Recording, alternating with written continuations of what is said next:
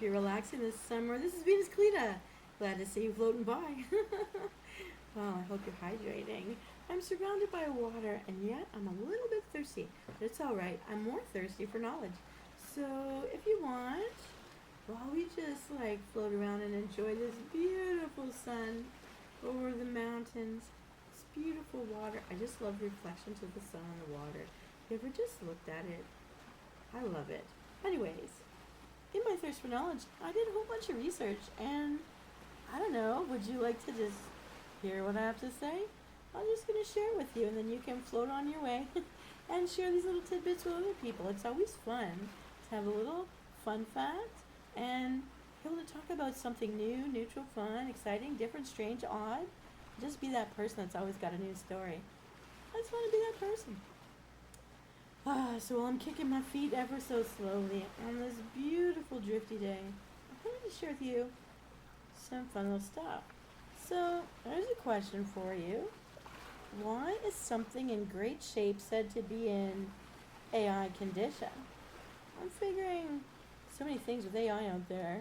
What is AI condition? So in the early days, Lloyd's of London used an A list to classify sailing ships for insurance purposes. Ooh, wonder if any of those are going by. Only vessels meeting strict specifications would go to the top of that list, where they were said to be in A1 condition. Not A1 condition. Alright, so they're at the top of a list. Okay. And so when as a general insurer the company began covering everything from Mary Hart's legs to Jennifer Lopez's derriere, yes, that's insured. Lloyd's continued to classify anything first rate as A1 condition. We are in A1 condition in our new bathing suits and inner tubes. And this beautiful sun shining over the water. I just love it. I hope you're as comfy as I am. I just love being on the water. I love taking my breaks out here in nature. Alright, here's another one for you. When someone loses their job, why do we say they got sacked? They got the sack. I'm always thinking like kittens thrown in a bag in the water to be drowned, which I hope isn't true, but it must be because I've heard about it so often. It's so terrible. Please don't do that. But anyways, getting the sack has come to mean getting fired or dismissed from anything, including a love affair. Whoa!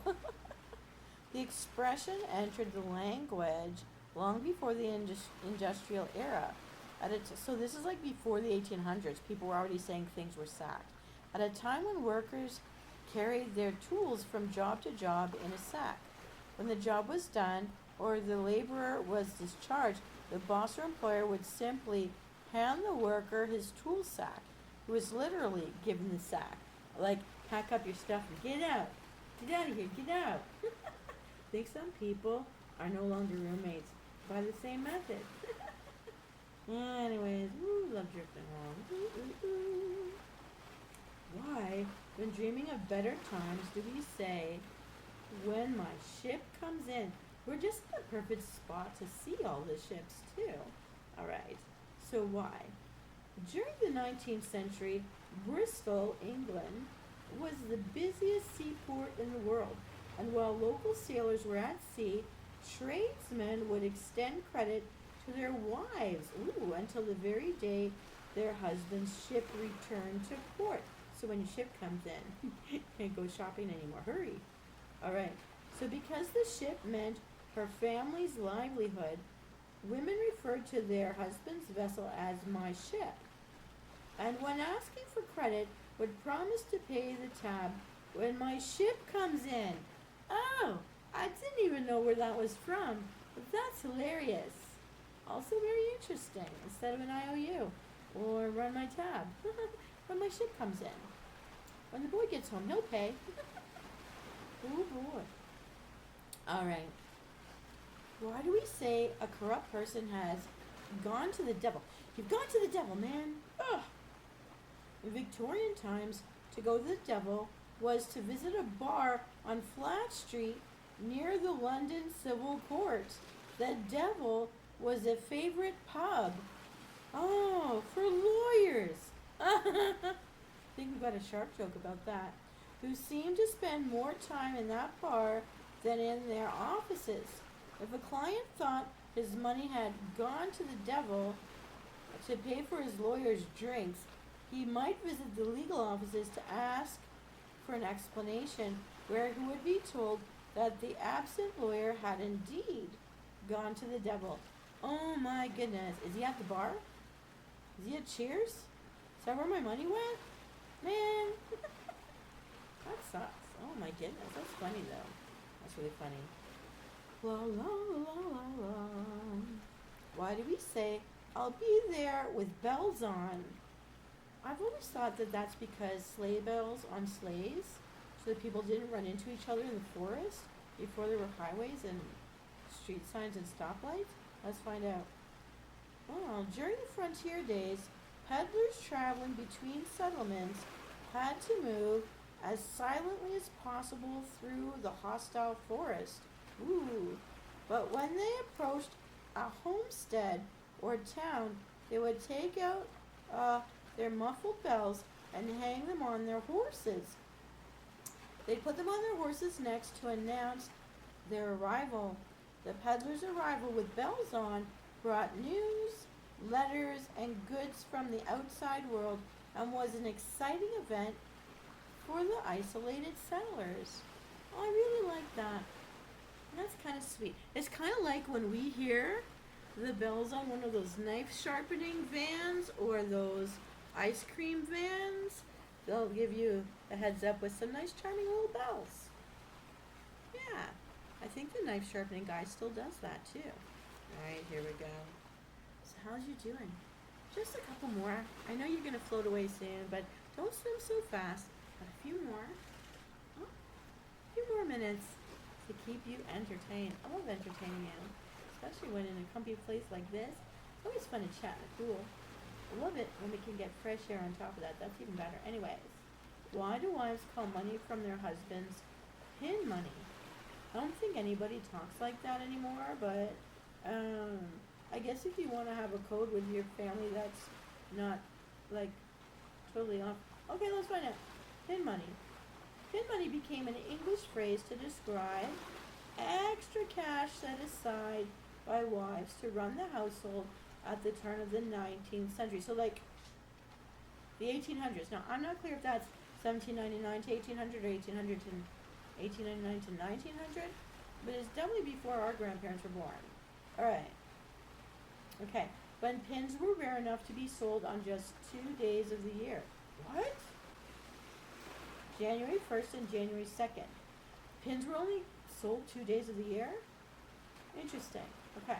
Although through time, pins became more commonplace and far less expensive, the British courts still enforced any prenuptial agreement or property lien demanded by the wife as the pin money charge.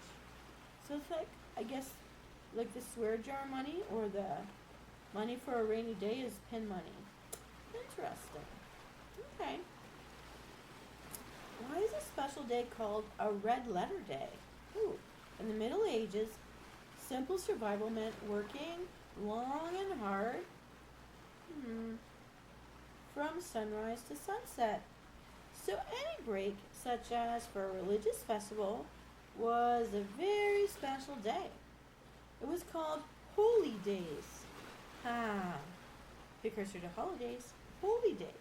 These feasts were marked on the calendar in red, giving us the expression red letter days.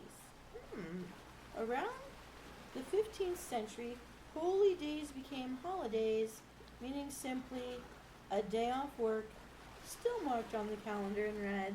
Hooray! Love it. Gotta love it. Gotta love it. Alright, here we go.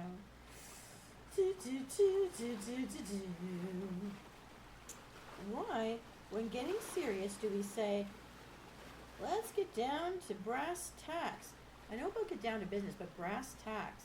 You know, in old-timey furniture, like the king chairs and stuff, there was like big brass tacks. They would just be hammered into all sorts of furniture and stuff. So they must have been expensive, right? Find out what brass tacks. Let's get down to brass tacks. Okay. In the days of the general store, cloth came in bulk and was sold by the yard. Well, like in fabric stores today. Okay. The storekeeper, who quickly became expert in measuring, often used the length of his arm as a measure of each yard being purchased. If the measurement was challenged, the seller would re-measure the cloth against two brass tacks embedded in the counter that were precisely a yard apart. The issue was therefore settled by getting down to brass tacks. Two brass tacks, to be precise. Actually, I think that's kind of neat. I think, like in Fabricland and places that sell cloth off of a bolt, I think they have pre-made lines now too. And they've got like the tape measures taped to the side, stuff like that. So brass tacks. I want it to be accurate. Don't cheat me. Alright, alright. That's great. They're fancy. I like it. Okay. Here we go. Just another tidbit or two. I'm love soaking in the water right now. What if someone isn't up to the job? Do we say he isn't worth his salt? Ooh. Because I guess salt, we are made of water, and if we sweat, we have salty water. If we cry, we have salty water coming out of us. Is he worth his salt? Okay, let's find out what this is about. Because I'm so far surrounded by lots of water. Is it salty? Nah, this is a lake. It's drinkable. I don't want it. But at least we're not in the ocean right now getting tossed around by 100-foot waves. Alright, anyways, I digress. Thousands of years ago, before money was introduced, workers and soldiers were often paid with a negotiated quantity of salt. I know for sure ancient Roman times, ancient Greeks, that also would include ancient Egypt for sure. They did that. Alright. More than as a seasoning, salt's value was in its use as a preservative or cure for meat, as well as a medicine, because there were no plug-in refrigerators. There were no ice blocks that lasted through all those hot summers in those hot places. Alright, I get it. So, the early Romans called this payment a salary, a salarium, salary, salt. Our salary is salt, our worth in salt. Our salary is our worth in salt. Selenium. Oh my goodness.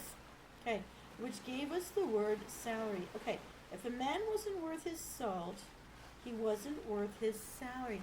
They're not going to pay you. They're not worth it. See me in court. Okay? Okay. Oh, so many links. And what amazes me about words is just how old they are. And what they come from is even older. I find it so fascinating. I don't know, is anyone out there a wordy person like me? I think at least one. I think there's at least one out there. Alright, just checking in on. Okay. We got time for one more. We got time for one more before you swim off. Hold your horses. Alright. This is fun. This is fun. Alright, so why is something recently manufactured called brand new? Brand new. Alright. The original meaning of the word brand was a fire burning within a furnace or a forge. So when you like brand something, you're putting the poker in the brand, the fire or the forge. Okay. To say an item, whether pottery or forged metal, was brand new, meant it was fresh from the fires of its creation. Oh my goodness. Okay, interesting. Okay, so this usage dates back to the 16th century. That's 1500s. The verb to brand, comes from the same source and means to mark ownership on something. When we brand something, we mark the ownership of something. But it's not, the poker thing is coming from the brand, being the fire in the forge. We heat it up before we stick it on flesh and burn it to mark our ownership. Oh my goodness. From wine cask to livestock, using a hot iron from a fire as white as brand new, freshly seared to prove and mark the ownership of. Wow. That's interesting where this stuff all comes from. Oh my goodness. Okay, Msoul, I know that you've got to get back to all your other stuff, but I'm so glad you had a chance to float around here with me and just enjoy the day. Feed your mind, feed those neurons, fire off some new pathways, get yourself all motivated and excited there. Well, excuse Cleta, I'm going to float off into the sun over here because I just love the soft wash of color over the ripply water. I love how reflective it is. It just makes me feel so great. I hope you head out there and do something to make you feel as great as I'm feeling right now. You deserve it. All right, I'll see you next time. Bye.